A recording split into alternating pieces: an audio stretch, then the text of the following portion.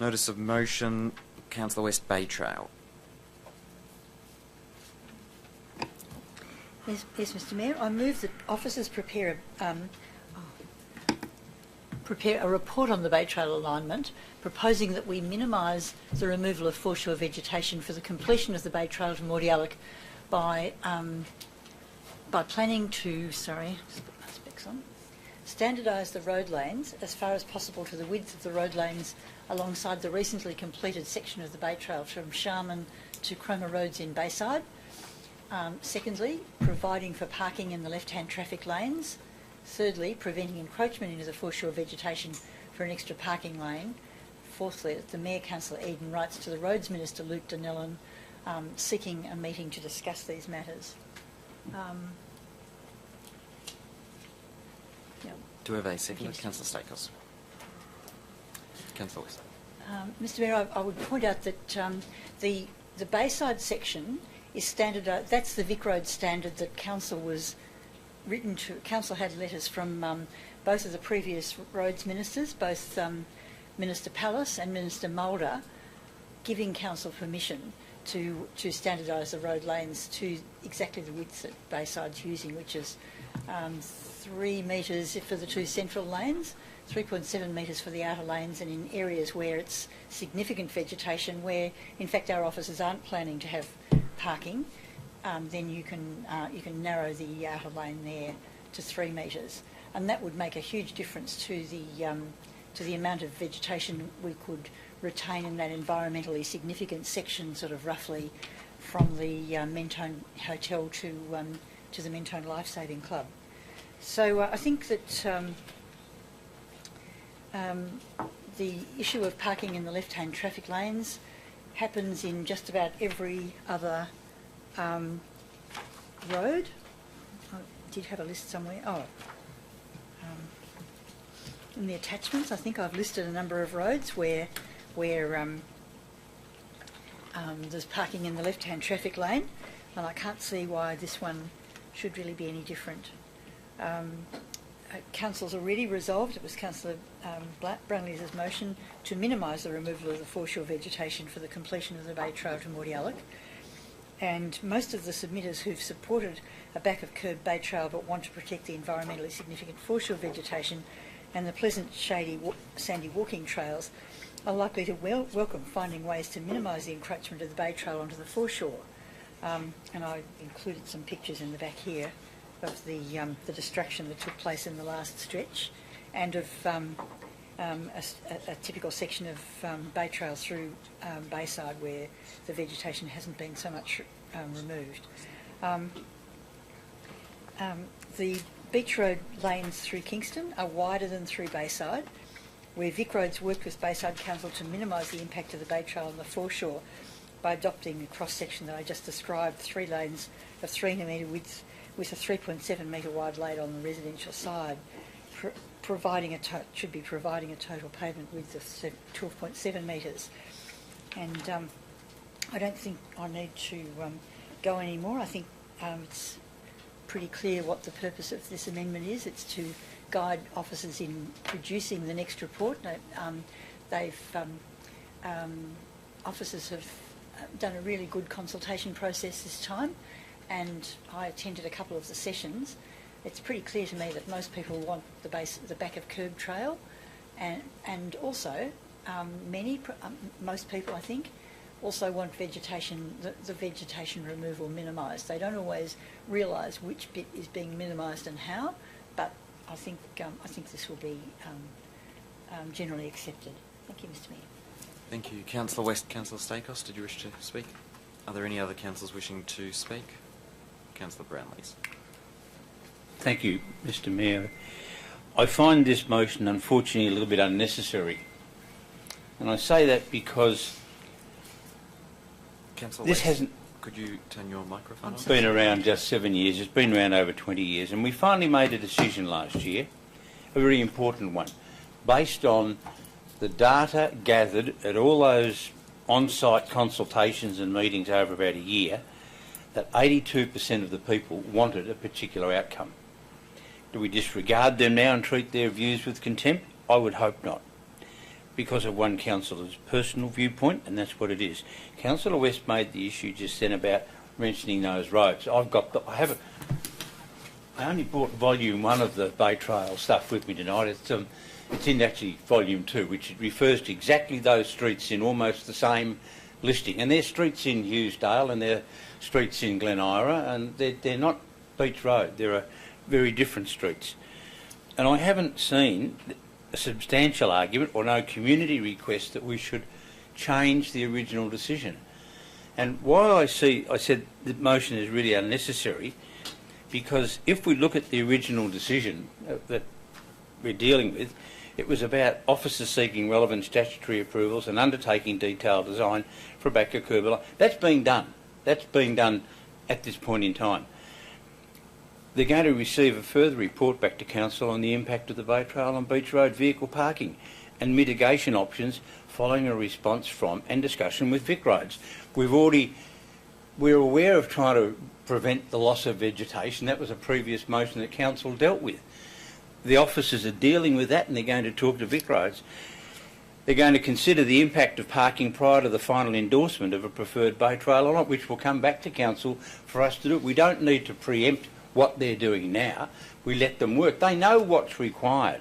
So I thought, with all the issues, with the departmental approvals and consent being sought, let's allow that to happen. With regard to the meeting part 2, I think part 2 really is unnecessary at this point in time. I don't want to see us go down the same track that we did before.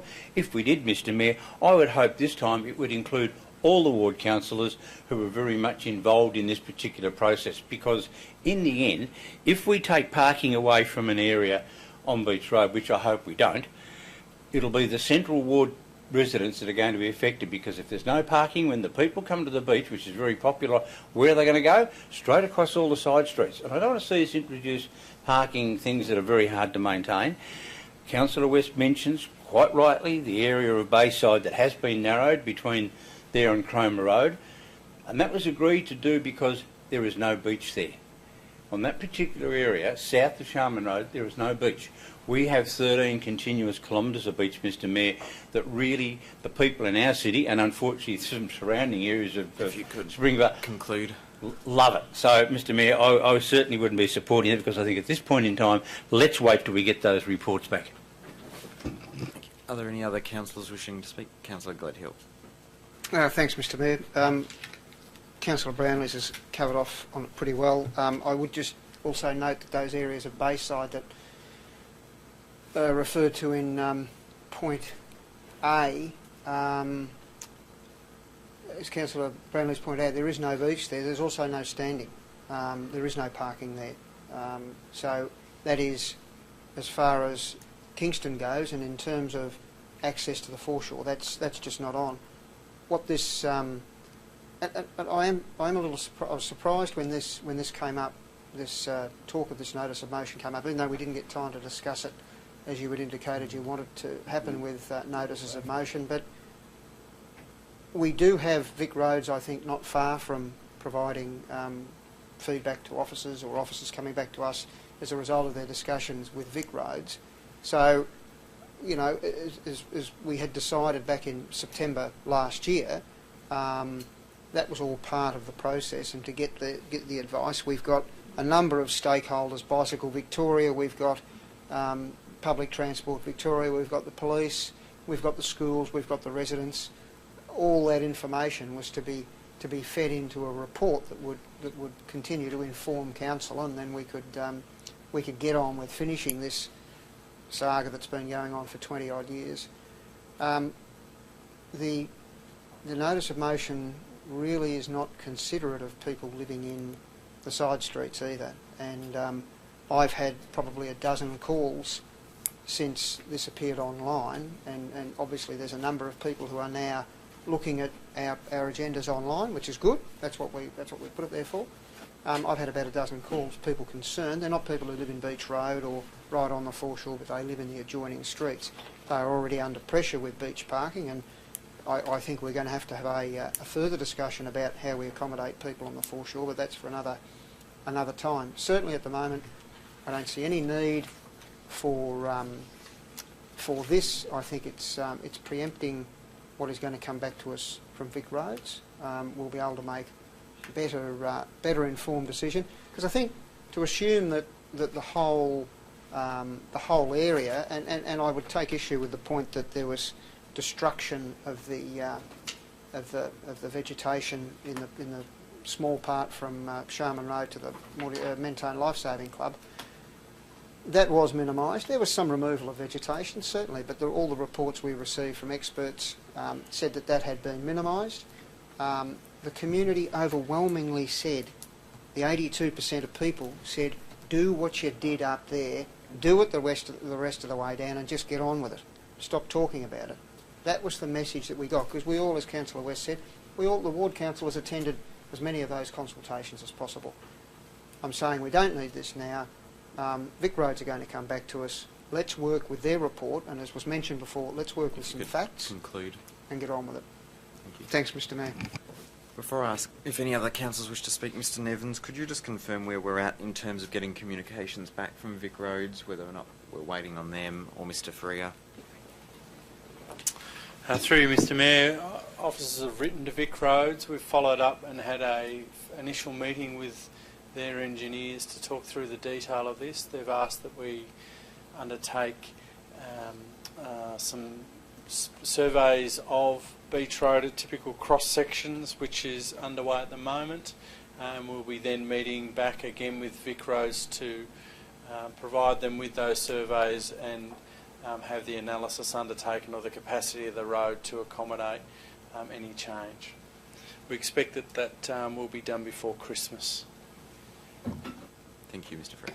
I'd like to move an extension of time for half an hour, Mr Mayor. We've got until 11 o'clock. That was us. Did you... Are there any other councillors wishing to speak? Councillor Beardsley. Yeah, I'm not in support of this. I think it can be deferred. If we find information out from the officers find out through the various stakeholders, and that's fed back, and we then can consider this at that time. But I think at this moment it is preemptive. Thank you. Thank you. Any other councillors wishing to speak? Councillor West, did you wish to close? Oh, yes, Mr Mayor. And I would take on point, and that is that... Microphone, Councillor West.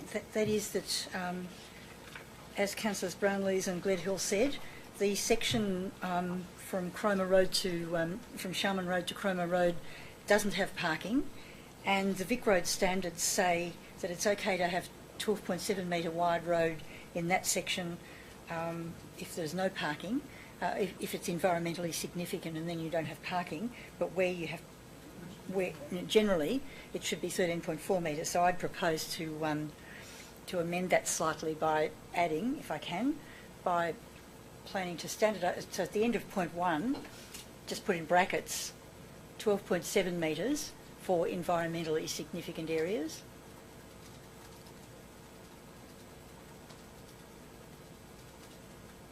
And 13.4 metres for areas where there's parking in the left-hand traffic lane, the beachside left-hand beachside traffic lane. Thank you.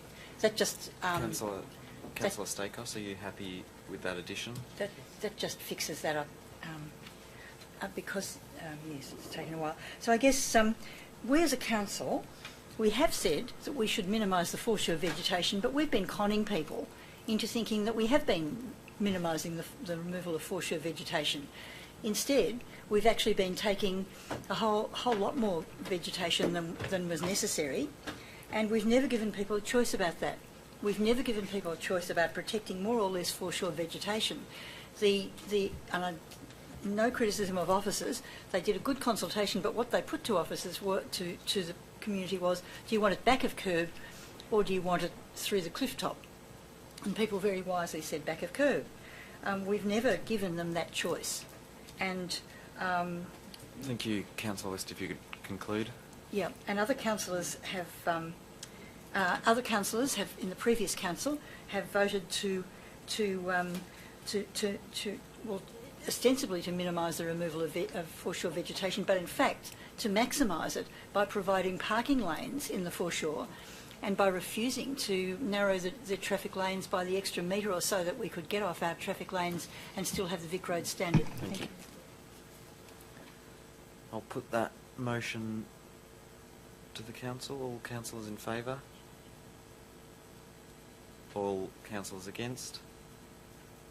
That is carried. Have a division, please, Mr. Mayor.